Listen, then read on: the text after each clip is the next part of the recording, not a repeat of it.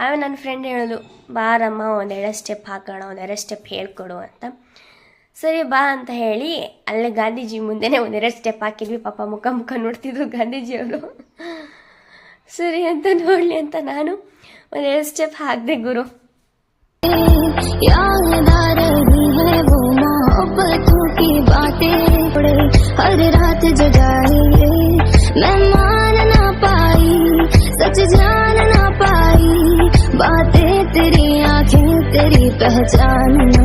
Step ಹಾಕ್ತಾ ಹಾಕ್ತಾ ಸೆಂಟ್ರಲ್ಲಿ ಯಾರೋ ಬಂದರು ಅಂತ ಅವ್ರ ಅಕ್ಕನ ಹೋಗ್ಲಿ ಅಂದ್ಬಿಟ್ಟು ಓಡ್ ಬಂದ್ಬಿಟ್ಟೆ ಈ ಕಡೆ.